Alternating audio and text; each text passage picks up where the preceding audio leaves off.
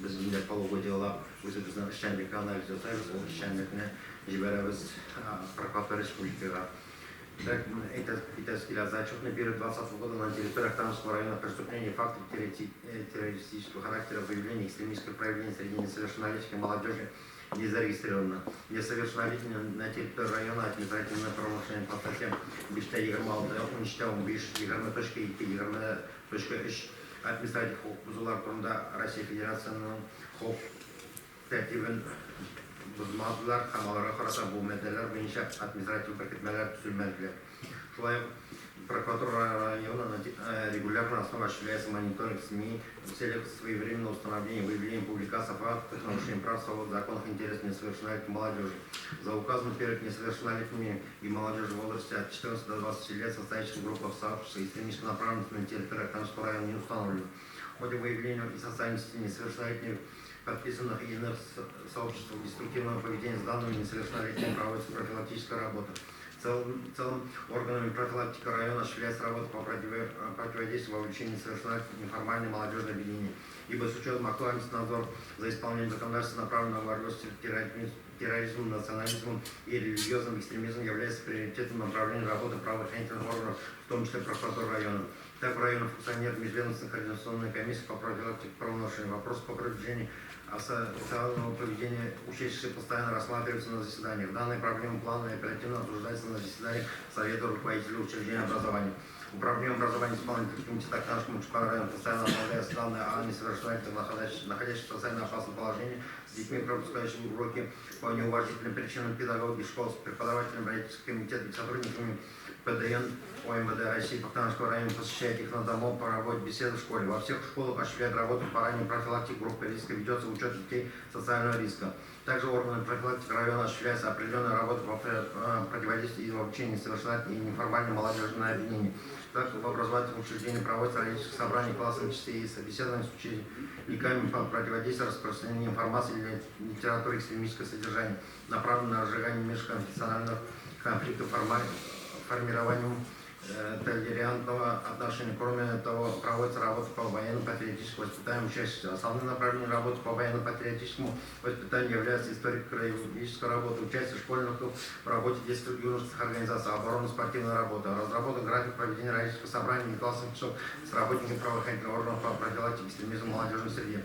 Кроме этого, комиссия по делам несовершеннолетних ежеквартально проводит инструктивно-методические совещания для заместителей директоров в воспитательной работе, где рассматриваются вопросы и по вышеуказанной проблемы. Ответственный секретарь КЗН при встрече с родителями в учебных заведениях района проводит профилактические беседы. Также профилактическая работа к сведению несовершеннолетних, состоящего учить КЗН привлечения общественного воспитателя, закреплено решением комиссии по делам несовершеннолетних и защите прав, в составе которых имеется представитель здравоохранения, образования, социальной защиты населения, МВД, отдела по молодежи и спорту. Митинги, шествия, демонстрации различного рода пикетирования на территории Актамского района за отчетный период, то есть 2020 год, не проводились. Отделом МВД России по Актамскому району проводятся профилактические беседы с населением, лекции в образовательных учреждениях. Лекции біздің тараптанда 20 жылда ұнтапқылық кәрілді. Обращение правоохранительных органов района о фактах увлечения несовершеннолетних религиозное общественное объединение насилия, а также на деятельность общественного религиозного объединения либо других организаций средств массовой информации физических лиц, направленных на возбуждение расовой, национальной, религиозной роли не поступали. По ограничению также выполнить информация и дополнение и даже для противодействия терроризму и экстремизму бойынша район прокуратурасы тарапынан 20 жылда эшләнгән эшләр бойынша. По противодействию экстремистской деятельности біздің тараптан тоже генеральный прокурорның приказы 6 саны 21 март 18 жылда шыққан приказ негізінде іс алып барыла. Шулай ук біз өзіміздің ішінде антитеррористическая комиссия һәм управление федеральной службы безопасности шақырында орналасқан антитеррористическая комиссия белән іс алып барыла. 12 жылда біздің тараптан бір предостережение объявляйтілді. Бұл предостережение материаллары бізге Оқтаныш кішілер бүрлегінен келіп кірді.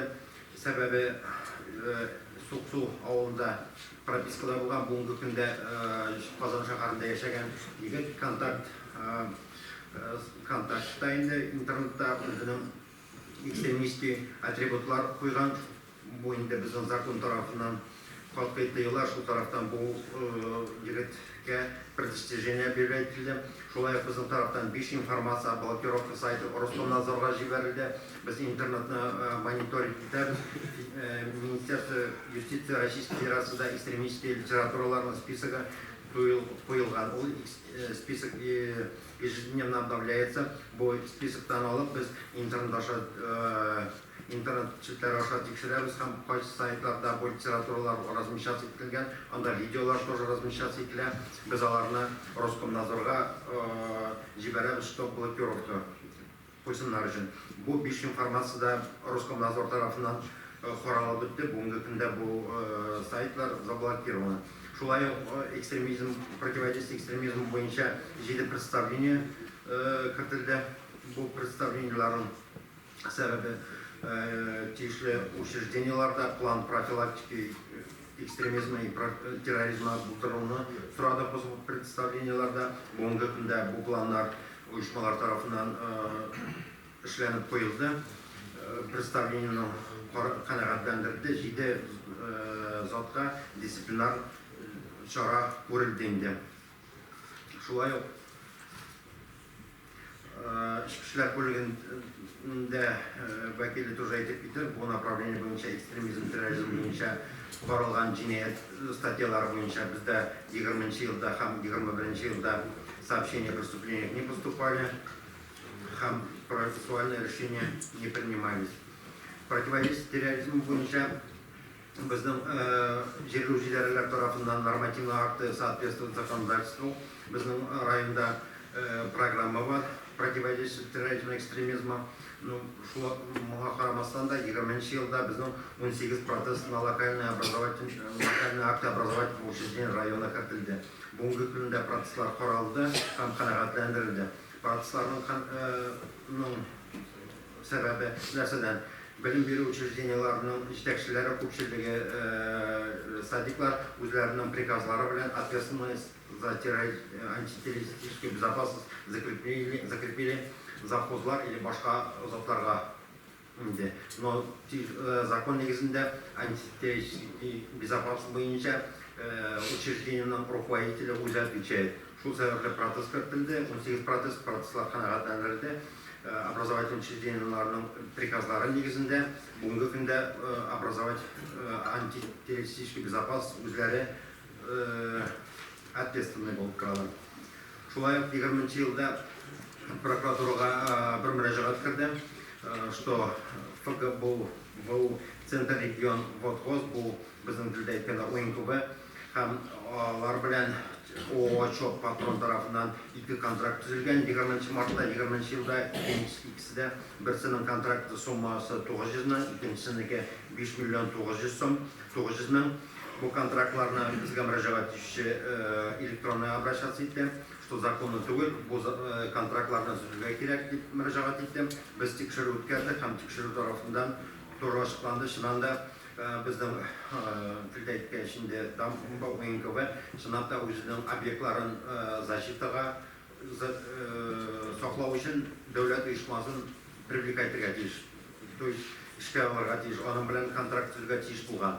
Но контракт ОЧО патрон тарафынан үткәрелгән, бу частный охранное предприятие, закон негізінде частный охранное предприятие безнең дәүләт объектларын сакларга тиеш түгел. Шул сәбәпле безнең тарафтан ОНКБ оешмасына представление кертелде. Представлениенең карау соравы аларның соравы буенча 31 декабрьгә хәтле узынайтылды. 31 декабрьдә контрактның срогының чыгу сәбәпле bu kontraktlar üzüldü. Бүгінгі күнде ОНКБ оешмасын Росгвардия хезмәткәрләре саклай. Bu ЧОП патрон оешмасында барлыгы 20-дән 6 кеше хезмәт итә. Аларның берсе дә эштән азат ителмәде. Алар Росгвардия оешмасына күчтеләр. Трудовые права работников тоже бузылмады. Чөнки алар представлениене сразу представление кіргеш 30 күн ішінде контрактын өзірге тиешләре, біз работникларның мәнфәғаттарын қайғыртып инде представлениенің строгын ұзынайды. 31 декабрьда контрактлар өзірді. Башқа түр құқық бұзулар біздің тарафтан 20 жылда açıklamadı. Bizim 21. yılda da devam edecek inşaat obyektlerini qarab çıkarız deb planga kiritilgan. O tekshiruvlar vaqtida тоже prokuratura vakili ekstremizm, terrorizm nazori mening o'zimda birga chiqarib tekshiramiz. Konkretno ishlar olib boramiz deb Danışık Absınakı birinci mektepte, ikinci mektepte teknikumda yaşlar arasında, havalar arasında. Bolalar arasında olay mana aytib ketganimcha birinde bizga signallar kirgan yo'q. Signallar kirgan yo'q. Şu anda какие-то формирование var bolalar arasında bizim taraftan da bizim direktorlar bilan söylashib turamiz. No ikinci mesele bo'yicha bir signal var edi, o ekstremizm, terrorizm bo'yicha to'g'ri Но bo'yicha da bizga решение принимать ряпышкалар, bugun ertangi haftada yozganlar sayt bo'yicha degandek saytlar решение bo'yicha. No bu tema olishdi. Arabar ne? Kamerayı silahşmada. Arabar bizning tagan ishqavarlar bo'lib qolalar. Birinchi maktab, ikkinchi maktab, böyle internetda makroyni olmaslik aytib bo'lmaydi. Arabarda narsalar bo'ldi. Elbette şuna göre balalar arasında, yaşlar arasında biz ne? Naşik işleri bölümünden birlikte hem elbette yeni mağarip bölümümüzü Antalya'da tutarla değiştirmeyi nisapten. Şuna göre gelecekler anlayış kavasız.